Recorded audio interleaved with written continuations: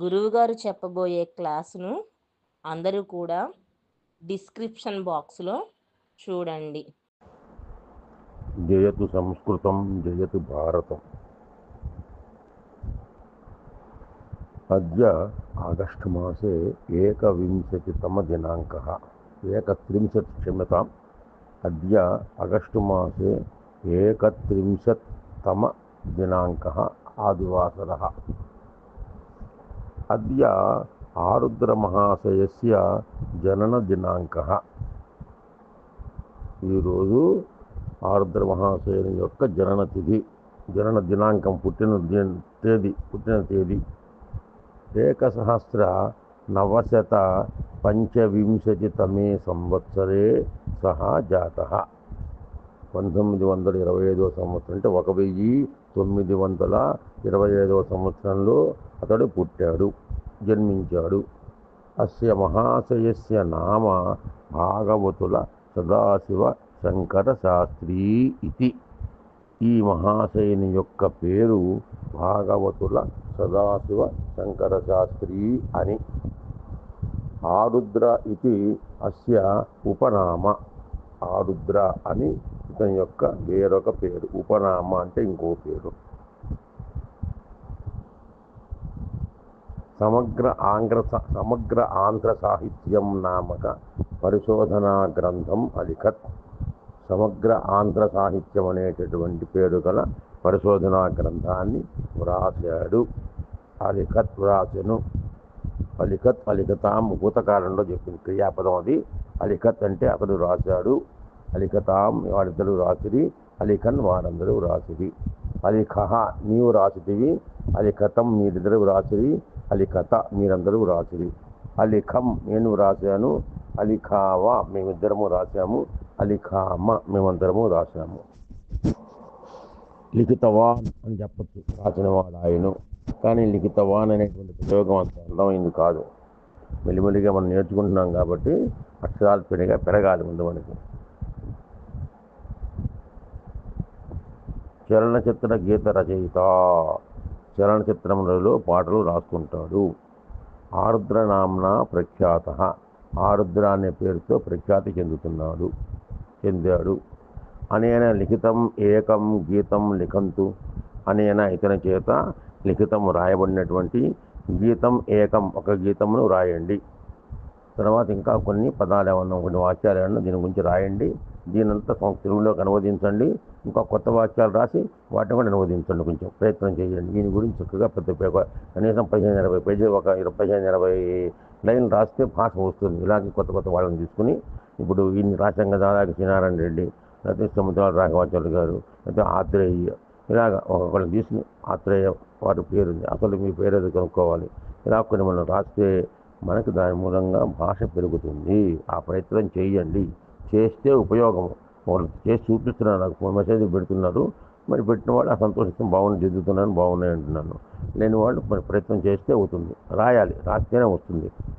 ఇప్పుడు మనం 1, 2, ఏకం, ద్వే, త్రీణి, చత్వారి, పంచ, షడ్, సప్త, అష్ట, నవ, దశ, మొత్తం 9 వాక్యాలు రాసుకున్నాం. అలాగే ఒకదానికి 10 వాక్యాలు రాసి ఇంకో 5 వాక్యాలు తయారు చేయండి, వస్తాయి.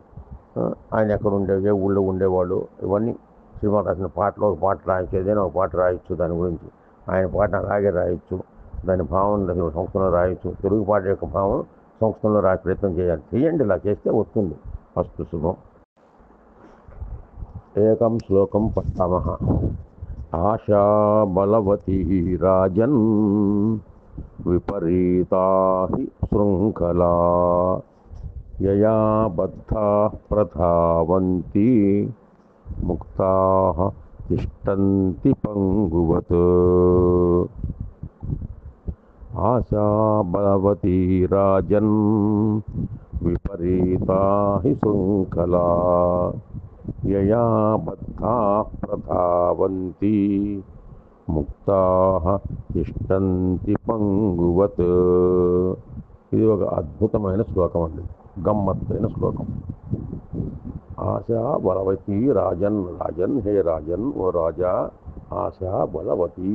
ఆశ అనేటటువంటిది చాలా బలం గలదయ్యా అంటున్నాడు. రాజుతో చెబుతున్నాడు, ఓ రాజా, ఆశ అనేటటువంటి చాలా బలం కలిగిందయ్యా అన్నాడు.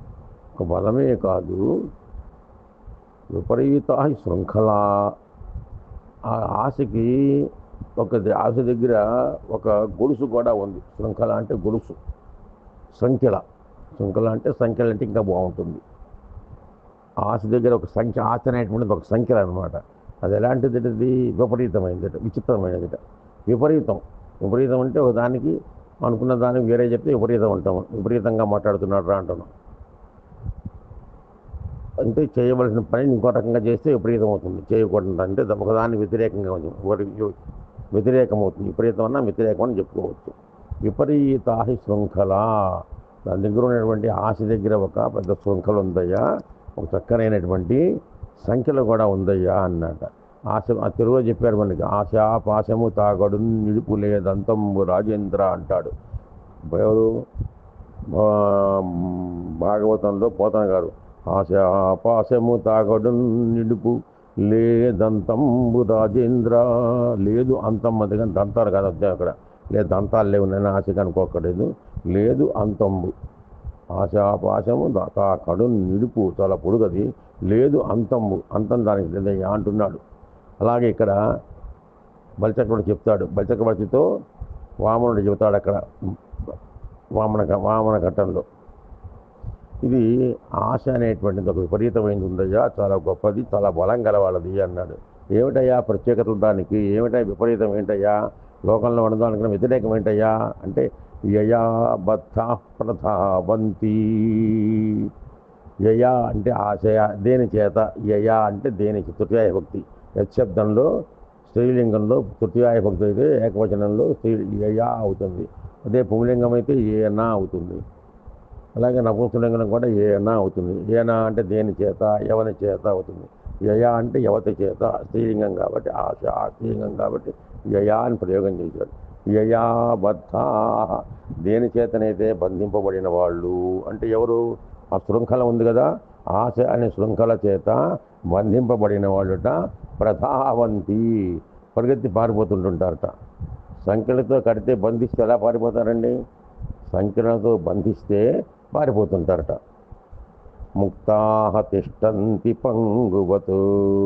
ముక్తాహ వదిలివేయబడ్డ వాళ్ళు, సంఖ్యలు వదిలివేసినట్టయితే తిష్టంతి పంగువతు. పంగు అంటే కుంటివాళ్ళగా ఎక్కడ వాళ్ళు అక్కడే ఉండిపోతారు, పరిగెత్తి పారిపోరట. ఆశ అనేటటువంటి సంఖ్యల చేత ఎవరైతే గట్టిగా బంధించబడతారో, కట్టివేయబడ్డవాడేమో పరిగెత్తి పారిపోతుంటాడు. స్వేచ్ఛ దూరంగా ప్రధావంతి. ధావంతి అంటేనే పరిగెత్తడం, ప్రధావంతి ఇంకా బాగా పరిగెత్తి పారిపోతుంటారట. ఎంత దూరం పారిపోతే వాళ్ళకే తెలియదుట. ఆశ అనేటటువంటి ఒక సంఖ్యల చేత గట్టిగా బంధించబడిపోయిన వాళ్ళేమో ఇష్టం వచ్చినట్టు స్వేచ్ఛగా దూరంగా పారిపోతుంటారు, ఇంకా పరిగెత్తుతుంటారట. పరిగెత్తి అలసిపోయేదాకా పరిగెత్తుతుంటారట. పోనీ ఈ సంఖ్యలు వదిలి చేస్తే న్యాయంగా ఏమవ్వాలి? సంఖ్యలు వదిలి చేస్తే పారిపోతారు, కట్టితే ఉండిపోతారు అక్కడ. అది సామాన్య లోకంలో. దొంగల్ని మనం సంఖ్యలతో కట్టేసేసి ఉంచుతారు. ఆ కట్లు ఉడదీశారనుకోండి, వాడు పారిపోతాడు. కట్లు బిగిస్తే వాడు అక్కడే పడి ఉంటాడు. కానీ ఇక్కడ ఏముంది? ఆశ అనేటువంటి సంఖ్యలు ఉంది, గట్టిగా బిగిస్తేనేమో పారిపోతుంటారట. ముక్తాహ తిష్టంతి పంగువతు. కట్టిబెట్టి వదిలేసిన వాళ్ళేమో, వదిలివేయబడ్డ వాళ్ళు కుంటి వాళ్ళలాగా అక్కడే ఉండిపోతారట, కదలట. ఇంకా అది విచిత్రం కదండి, విపరీతం కదండి, ఇది విపరీతం ఆలోచన కదండి. మామూలుగా ఏముండాలి? సంఖ్యలతో బిగిస్తే, కట్టిబడిస్తే కదలకుండా ఉంటారు, విడదీస్తే పారిపోతుంటారు. కానీ ఈ ఆశ అనే శృంఖల ఉందే విచిత్రంగా. ఈ ఆశ అనే శృంఖలలో ప్రత్యేకత లాంటిది. దాని చేత కట్టివేస్తేనేమో దూరంగా పారిపోతుంటారు, పరిగెత్తుతుంటారు. కట్టకుండా వదిలేస్తేనేమో ఎక్కడ వాళ్ళు అక్కడ పడి ఉంటారట. ఇది చెబుతున్నాడు ఒక ఆయన రాజుతో. ఆశ అనేటటువంటి మహారాజా చాలా బలం కలిగింది. దానికి అది ఒక శృంఖల అంటే ఒక సంఖ్యలది. ఆ సంఖ్యల కనుక విచిత్రంగా ఎలాంటి సంఖ్యలది? విపరీతమైన సంఖ్యల కూడానయ్యా. దానితో గట్టిగా బంధించబడిన వాళ్ళేమో దూరంగా పారిపోతుంటారు, పరిగెత్తి పారిపోతుంటారు, ఎవరికి అందకుండా పారిపోతుంటారు. దాని చేత వదిలివేయబడ్డ వాళ్ళేమో కుంటి వాళ్ళలాగా కదలకుండా పడి ఉంటారయ్యా అన్నట్ట. ఏమిటి దీని విచిత్రం? అక్కడ అర్థం ఏమిటి అంటే, ఆశ చేత బంధింపబడిన వాడు సంఖ్యలలాగా ఆశ కనుక వ్యక్తిని బంధించేస్తే ఆశనే మామూలుగా ఒక ఏం చెప్పాము సంఖ్యల లాంటిది అని సంఖ్యలు కాదు కదా అది నిజమైన సంఖ్యలు కాదుగా సంఖ్యల వంటిది ఆశే అది పదార్థం కాదు కదా వస్తువు అయితే అనుకోవచ్చు కాదు అది ఆశ కలిగితే ఏమవుతాము మనం పరిగెత్తి పారిపోతుంటాం దేనికి బతుకుతాం ఇంకా ఇది సంపాదించాలి ఇంకా సంపాదించాలి ఇంకా సంపాదించాలి ఇంకా ఇది సంపాదించాలి పేరు సంపాదించుకోవాలి డబ్బు సంపాదించుకోవాలి పరిశ్రమ పదవి సంపాదించుకోవాలి అధికారం సంపాదించుకోవాలి ఇలాగ అందాన్ని రకరకాల ఏదో ఒకటి దీని చేత ఆశతో మనుషులు పరిగెత్తుతూనే ఉంటారు ఆశ పట్టాడంటే ఆశతో బంధింపంటే ఆశ కలిగింది అంటే బంధించడం అంటే ఆశ కలిగి మానవుడికి ఆశ కలిగితే అత్యాశ కలిగితే పరిగెత్తి ఇంకా సంపాదించి ప్రయత్నం చేస్తుంటాడు అదే ఆశని వదిలివేస్తే బంధనం వదిలివేస్తే కుంటి వాళ్ళకి వాడికి ఇంకెక్కడికి కదలేదు వాడికి ఆశ లేకపోతే ఎక్కడికి వెళ్తాడు వాడు వచ్చింది చాలు పెట్టింది చాలు తిన్నది చాలు ఎవరు ఇచ్చితే చాలు అంతే నేను సంపాదిస్తున్నాను ప్రయత్నం చేస్తున్నాను ఉద్యోగం చేస్తున్నాను నేను ఇచ్చినంత చాలు ఏదో చిన్న ఉద్యోగం దాంతో కడుపు నింపుకుంటా చాలు నాకు అంతే ఇంతకాదు ఇంకా పెద్ద ఉద్యోగానికి పోవాలి ఇంకా పెద్ద ఉద్యోగానికి పోవాలంటే మనం వాళ్ళు ఆశతో కట్టివేయబడ్డ వాళ్ళు ఇంకా ప్రగతి ఇంకా ఉదాహరణ చూద్దాం మనం ఇప్పుడు సాఫ్ట్వేర్ ఉంది అందరూ సాఫ్ట్వేర్లే భయంకరమైన ప్రయత్నం సాఫ్ట్వేర్తో చాలామంది ముందు పాపం సాఫ్ట్వేర్లో ఉద్యోగాలు సంపాదించడం కానీ వాళ్ళు ఏం చేస్తారు ఉద్యోగస్తులు ఎవరు ఆఫీస్ వాళ్ళు కార్యాలయం వాడు అనమాట ₹1,00,000 ప్యాకేజ్ అయ్యా నీకు 2 లక్షల ప్యాకేజ్ అయ్యా అని చెబుతున్నారు ఆ ప్యాకేజీ కోసం మనం అత్యాశలో వాళ్ళ దగ్గర పడిపోతే ఏం చేస్తారండి వాళ్ళు జలగల్లాగా మన రక్తాన్ని పీలుతారు